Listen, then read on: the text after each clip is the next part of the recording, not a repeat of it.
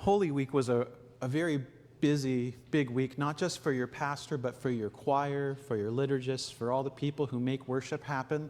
So we're practicing Sabbath this week. So I'm going to do double duty, and I'm going to read the text. And you all are going to help me keep Sabbath by helping preach our sermon. So here we go. This is a reading from Luke chapter 24, verses 13 through 24. Now on that same day, two of them were going to a village called Emmaus, about 7 miles from Jerusalem, and talking with each other about all these things that had happened. While they were talking and discussing, Jesus himself came near and went with them. But their eyes were kept from recognizing him, and he said to them, "What are you discussing with each other while you're walking along?" They stood still, looking sad. Then one of them, whose name was Cleopas, answered him, "Are you the only stranger in Jerusalem who does not know the things that have taken place there in these days?" He asked them, "What things?" They replied, "The things about Jesus of Nazareth, who was a prophet, mighty in deed and word before God and all the people, and how our chief priests and leaders handed him over to be condemned to death and crucified him. But we had hoped that he was the one to redeem Israel. Yes, and besides all this, it is now the 3rd day since these things took place. Moreover, some women of our group astounded us. They were at the tomb early this morning, and when they did not find his body there, they came back and told us that they had indeed seen a vision of angels who said that he was alive. Some of those who were there with us went to the tomb and found it just as the women had said, but they did not see him." A second reading comes from the book of Hebrews, chapter 10, verse 23 through 25. "Let us hold fast to the confession of our hope without wavering. For he who has promised is faithful. And let us consider how to provoke one another to love and good deeds, not neglecting to meet together, as is the habit of some, but encouraging one another, and all the more as you see the day approaching." A witness of modern wisdom is from Nadia Boltzweber. "The reasons you have for continuing to be a part of your worshiping communities are largely similar, but the reasons you have for no longer being a part of a worshiping community are wildly varied."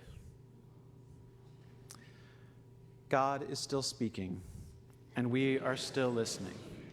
Thanks be to God. So I have a couple assistants who are going to help us with microphones. And they'll bring a microphone around. But we wanted to take some time to share about these questions.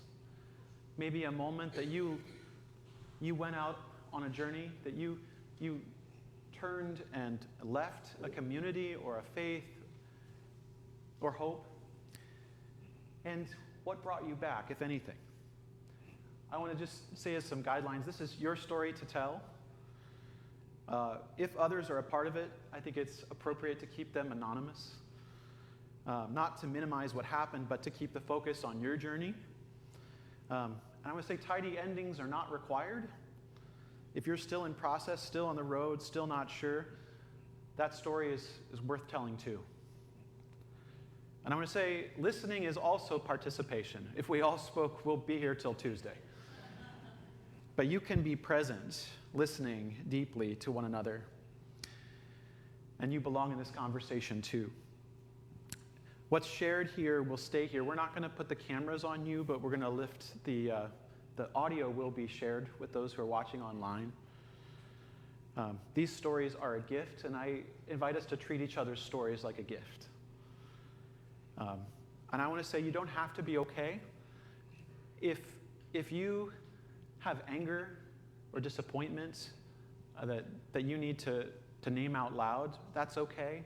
I think I realized a while ago that I didn't need to defend God. Any God that needed defending wasn't a God big enough to be God. So God can take it. I want to invite us. I didn't have any plants. No one is planted. There's no plan. This is like walking the wire without a net underneath. But we could take a moment for silence. Silence is okay too. But if you feel like you'd like to respond to one of these invitations, raise a hand and we'll bring a microphone to you. And you don't have to get up and move around. You can sit right where you're sitting. Just please eat that microphone like it's an ice cream cone so we can all hear each other. Would anybody like to start us?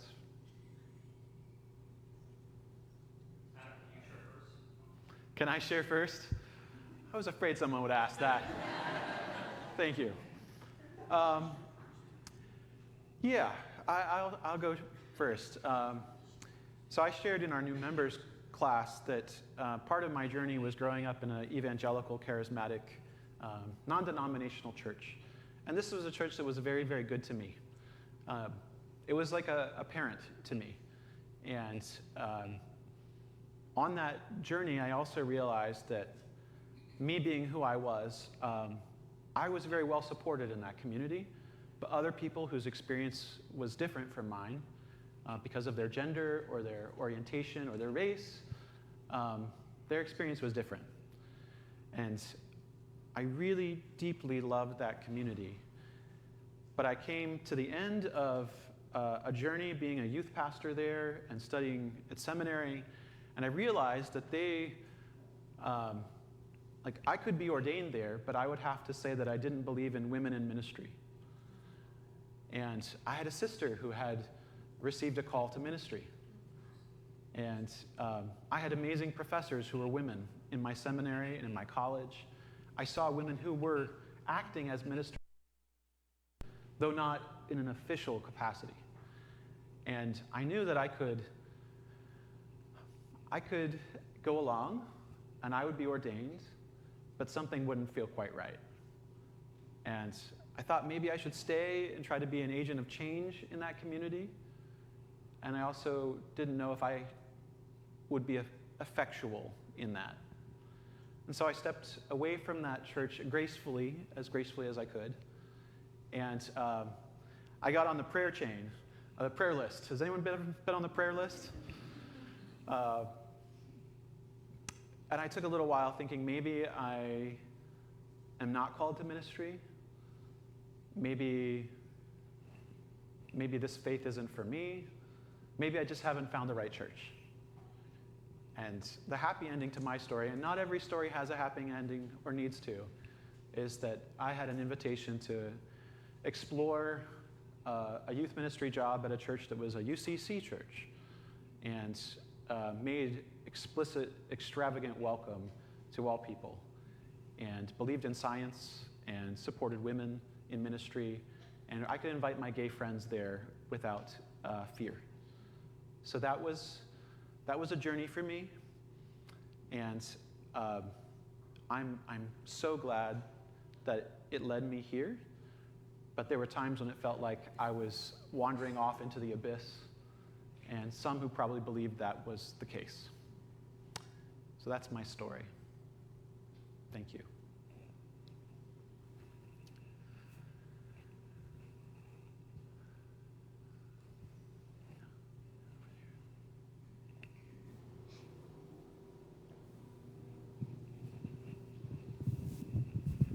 Hi. I'll just keep mine short, but growing up, I went to just a simple non-denominational church, and the pastor was just kind of always very welcoming. And as I got older, started working, and then later college, I just kind of got away from going, and partly too also just saw some things kind of in the media that didn't really seem to line up with how I was taught Jesus would treat people. But a number of years later, with some changes in my life, I kind of started reflecting on different things and felt like the church was maybe something that was missing. And so I started looking around at different denominations and found the UCC and came here, and it's been good since then.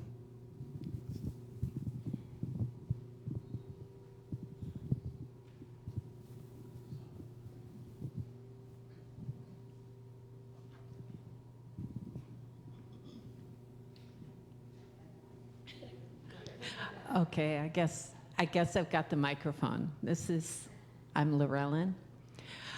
I'm part of a multicultural family, and we have moved over oceans and across cultures a number of times.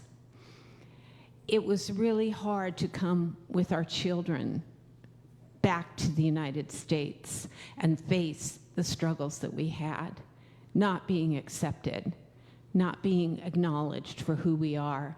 And it's really hard when it's your kids.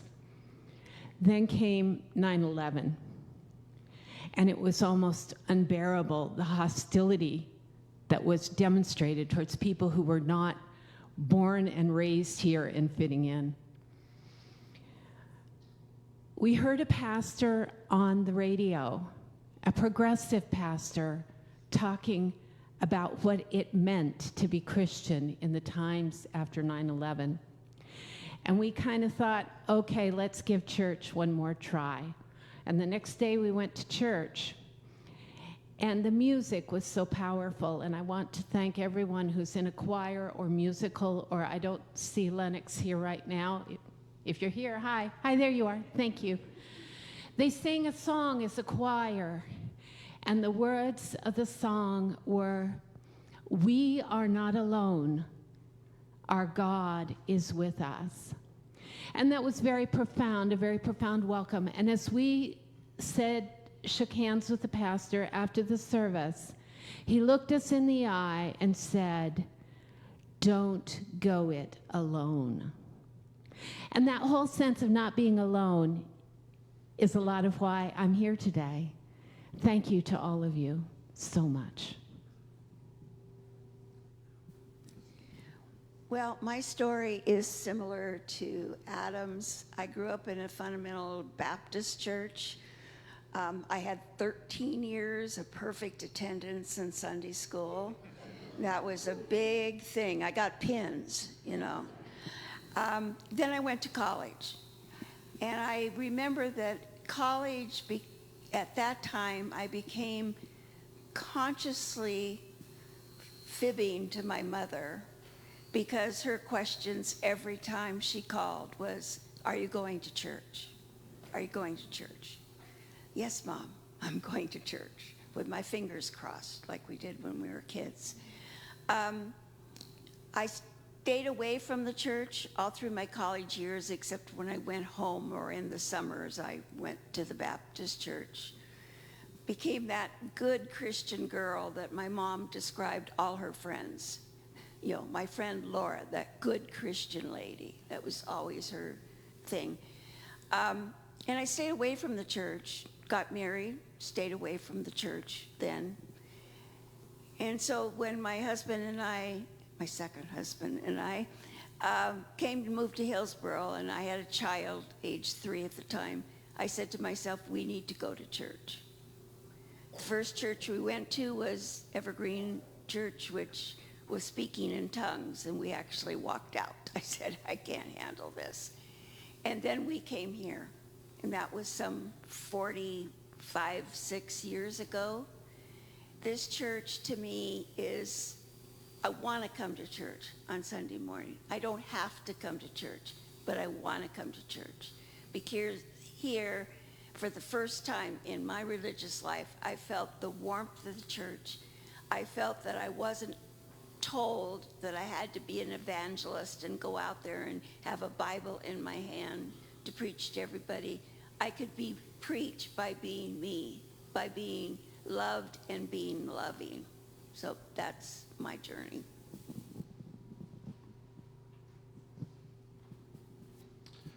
Hi, so why I left and why I'm still here, I don't know if I consider myself leaving the church ever. This is the only church I've ever attended.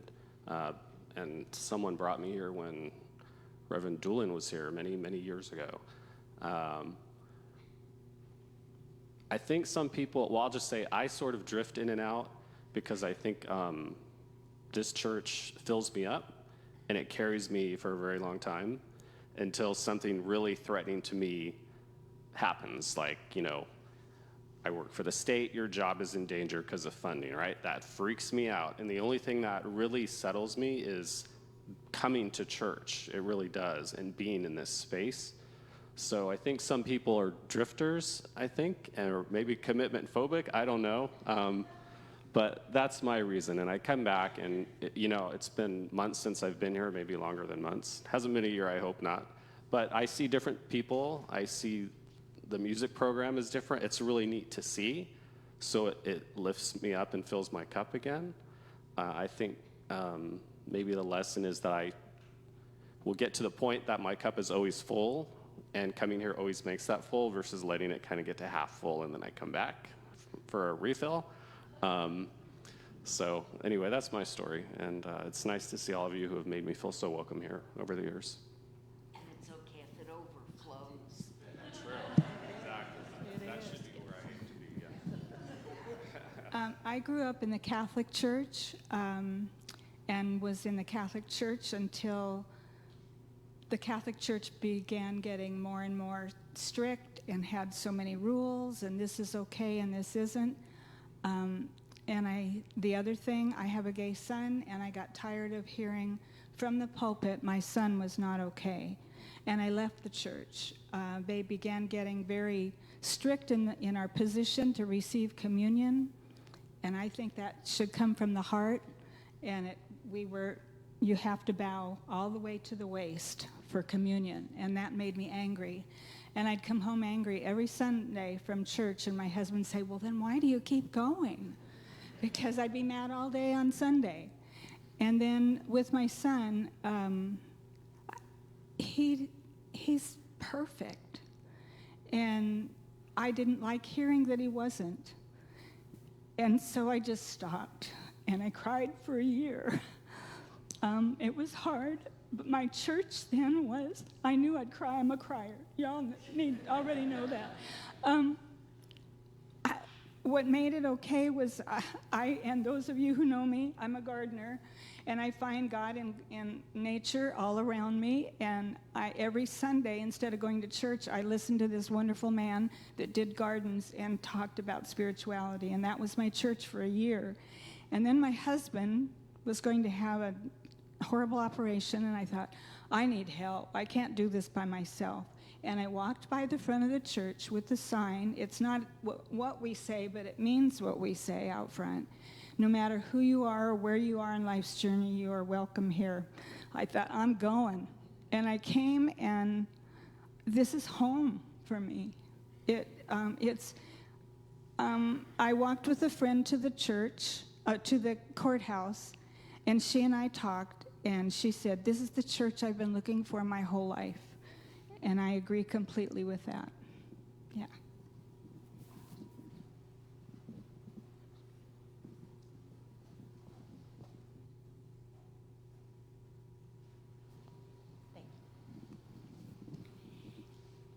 In 1980-ish, I thought God had abandoned me, and I had tried to get through this year, and I was literally living 5 minutes at a time. If I couldn't get a hold of myself, I couldn't stop the tears, then I would leave my job during the day. And I worked with 5 gentlemen, and when they saw me crying, it was like, oh my God, get out of the office now. But my work didn't stop. They didn't do my work while I was gone. So before it got bearable, so to speak, I had tried to kill myself. And I really thought I had done a good job on killing myself. I don't remember going to the hospital. I just remember waking up in the hospital. And I was in restraints, which didn't make me very happy. And I started looking around and I said, oh my God, this is a hospital. This isn't heaven or hell. that I had survived, and I was laying in the bed after kicking the end of the bed for about 2 hours straight, which, by the way, didn't make things better. But I said to myself, God is trying to get my attention. I'm sorry I had to yank such a hard chain. And so I got out of the loony bin and decided that I would join the Catholic Church, which I was a good Catholic for quite a few years. And then my sister decided, I'm not Catholic, we have to go to this church. So I said, okay. I wanted to spend church with her because I think that's a big plus for me, is sharing that. So we became activated in this church, and it's really been wonderful. And I know that he still hasn't given me the sign that I can read, but I know that he's got a plan for me. I know he does. He just hasn't written it down yet. So, but I'm glad I'm here, and this is my church home now.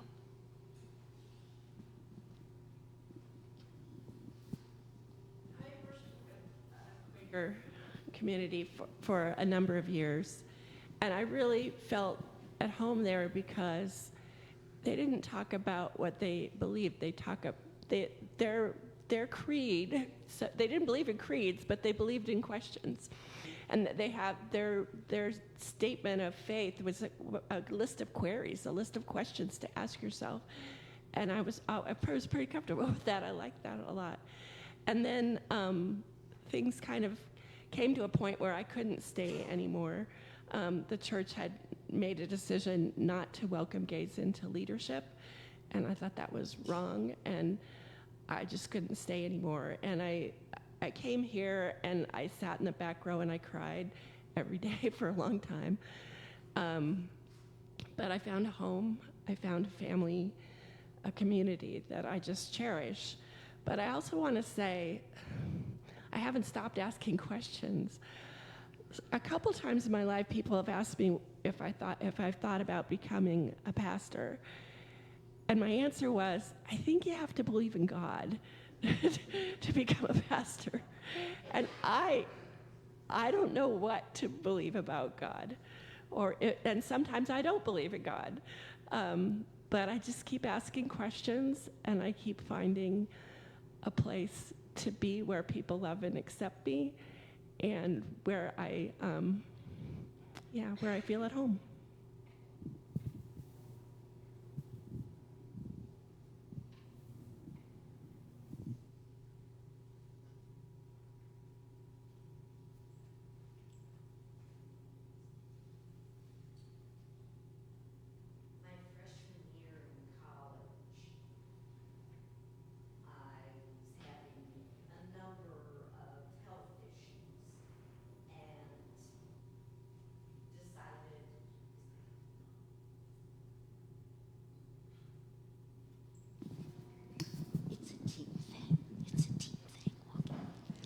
So my freshman year in college, with medical issues that I decided were just overwhelming, and if I was going to have to deal with and manage them for the rest of my life, I thought I could handle about 3 more hours.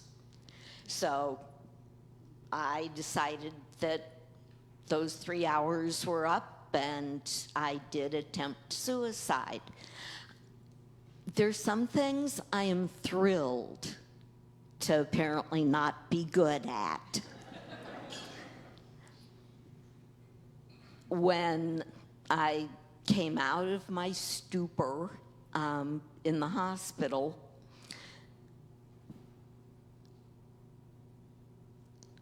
I thought about faith and God a lot, but I didn't seem to get a whole lot of answers about anything. And so pretty much through the rest of college and my 20s and early 30s, I stayed away from church. I mean, just had other things to do.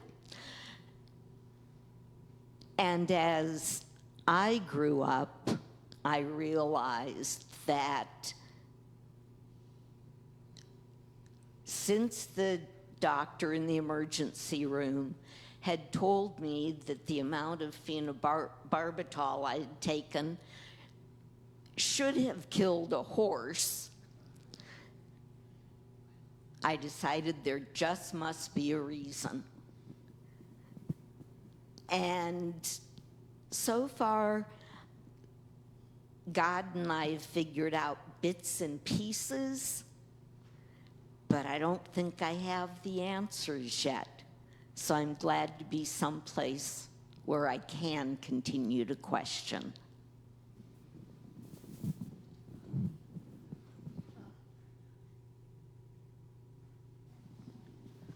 Way back in the 1960s, I went into the Full Gospel Church in Portland, and they were going to help me convert from being gay to being a Christian, because you couldn't be both.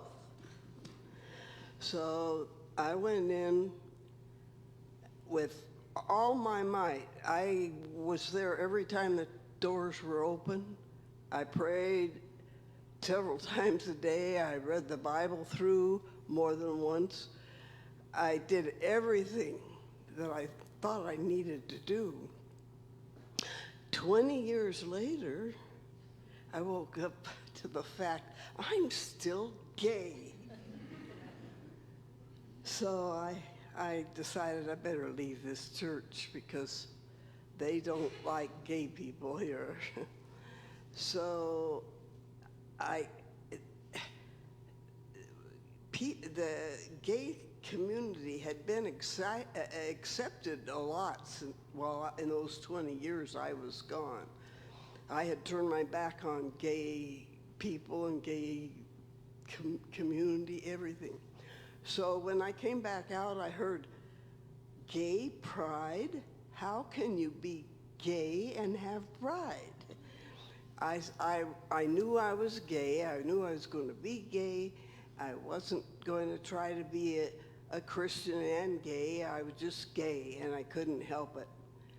Well, then I read about this man that started the Metropolitan Community Church, and he wrote a book, and the title of the book is "The Lord is My Shepherd, and He Knows I'm Gay." And it took me a year in that Metropolitan Church to learn that it was okay to be gay, that I was born gay, and it wasn't a choice. And finally, I came to that conclusion. So anyway, when we moved out here to Hillsboro, I had to find me a church, and I found this one. And I just thank God for it, because it's a great church. And they said it doesn't matter where you are on your journey, or who you are, or where you are, or what you are, you're welcome here. And so here I am. Yeah.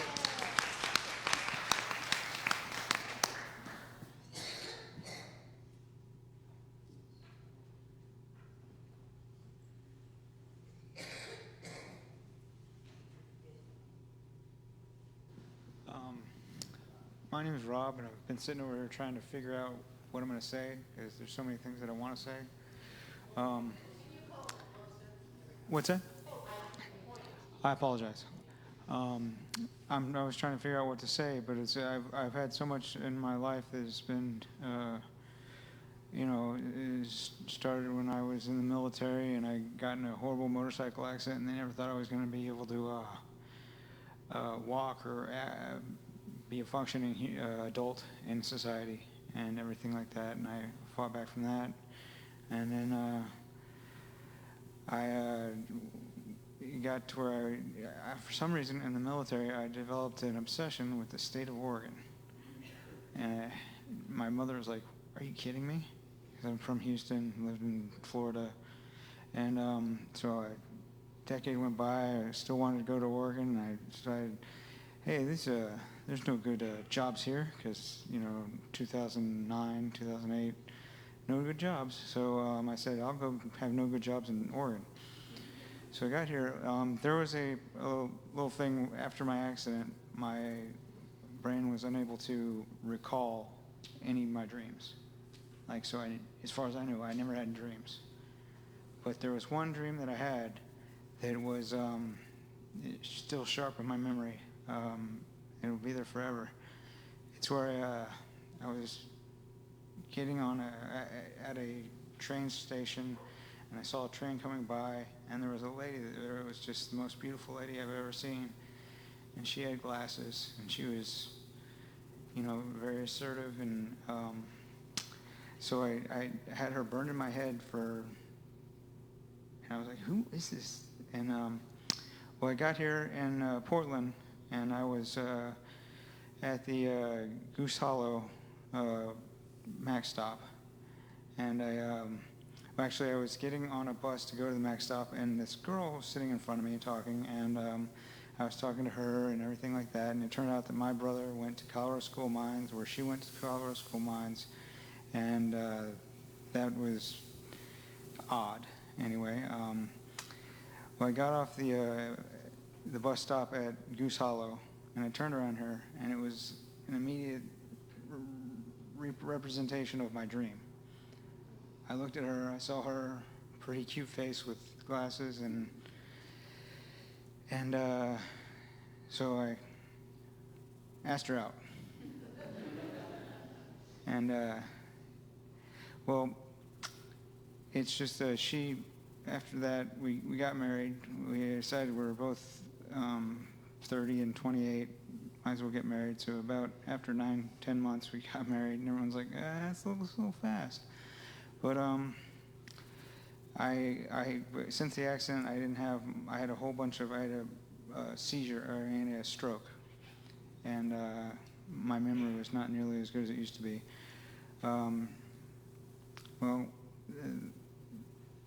The lady was Gretchen, and she helped me graduate from Portland State, and the doctors never thought I'd be able to do that at all. And we were trying to have, I'm sorry, I'm fading. We found a church, a Presbyterian church over in Beaverton, and that was all well and good and everything like that. And we started realizing that a lot of things that they had were not exactly. We didn't believe that there could be no females in the clergy. We didn't believe that, and we didn't. It really took the cake when they started bringing up, the current leader of our country again and again, and so that's when we started trying out churches and everything like that, and we came here, and it was this. We didn't realize that Christianity could be like this. That everybody could be accepted and loved, and we just talking with Adam was just the most amazing thing. Like, we had problems with our sons they're smart as tacks, but sharp as tacks, but they're a bit behavior issues, and the other church didn't didn't take very well to Logan's. My son's Logan. He always has something clever to say up front, but so we didn't like the way the lady, the daycare person took him into the bathroom and tried to shake him up and get him to respond. We're like, okay, this is it. So that's when we came and met with Adam, and we decided this is where we are. And now we commute from Beaverton, Loa every Sunday to come out here, and it's totally worth it. Sorry for ranting. Thank you.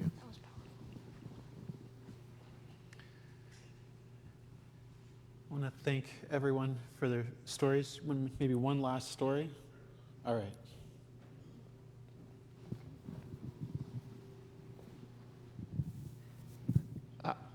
Growing up, I was not a church kid. In fact, it was like the opposite. We were raised, we didn't go to church. Growing up, I, was always wanting to, as far as my peer groups were always associated with church friends and things like that. However, growing up, it wasn't until I was older that I realized the reason why my parents never took us to church, it's a big Catholic families on both sides, was just the institutional harm that just caused a lot of trauma within their own lives and spiritually and just, physically. So my siblings and I were not raised by the church, but, church adjacent in the sense of they still instilled those like other Catholic things like guilt and, and so we didn't grow up, but I always, had this gravitation to spirituality and a Christian church. It wasn't until I was actually in college, so it's like sometimes I have the reverse feeling of other people where it's like when they go to college and maybe they drop their religious beliefs or things like that, is actually double down on that. And I found the Catholic priest who married my parents, and it was with him that I went through communion and my confirmation, and had a lot of it was really interesting to see how he was being outcasted by within his group of priests within that Catholic church, just due to his going back to the text of what Jesus would say, and rather than focusing on the etiquette of how you're supposed to take communion, the etiquette of what you're supposed to do within a church setting, and what you're supposed to do and believe, and instilling that. So he was very transformative, and even with that, there were still some things within the church that I felt I was not okay with, and we found harm in. And so for myself, looking for a church and marrying a church kid, so it was just very different dynamics, but ultimately looking for a place for one community in the sense of that's what we bring for within our daughter, but also that sense of place where will bring hope, and also a place where when you tell people where you go to church, it's very vocal and very apparent of what those beliefs are, so it makes people feel safe. Inviting anyone to our church, whoever they are, whatever they are, and inviting them into this space knowing that it will be a safe place. And unfortunately, we know that there are some other places that may not have that feeling. Thank you. And I want to thank all of you. Thank you to those who have shared. Your story is a gift to us. Thank you to those who've listened, who've given your attention and your presence as we share these stories together. And I want to say if today's conversation has opened something up, a question you're not ready to put down, a story you didn't get to tell, or maybe a wound that is older than this morning, I want you to know that you can reach out to me. I can help connect you to others who might be of help. You do not have to carry those burdens by yourself. And if you sense there are others who share what you're carrying, you think you're maybe only you is facing something, I want to say that's probably not true. There's probably someone else who's sharing something very similar. If you want to join in deeper conversations, I'm going to put up a white pad of paper over in the fellowship hall, and I'm going to add some topics that may have come up today. There are folks I know who are just deconstructing faith. The beliefs they grew up with maybe no longer fit, and they're figuring out what's left. If that's a conversation you want to continue, maybe we can draw together a group. If you're healing from religious trauma, when the church was a place that hurt you or someone you love, that's a conversation that we could gather together. If you want to talk about decolonizing church or Christianity, interrogating the ways that faith has been used as a tool of power and exclusion, that's a conversation we should have. Or if you want to talk about doubt, just doubt, or a particular dark night of the soul that you are going through right now, I want to say you're probably not alone. And there are others who would like to walk that journey with you. So look for that, and if you'd like to sign up, please do. But I'd invite us now to respond to this sharing by singing together just a refrain of the tune Blessed Assurance. This is my own composition, but I invite us to sing along together twice as we honor the stories that were just shared.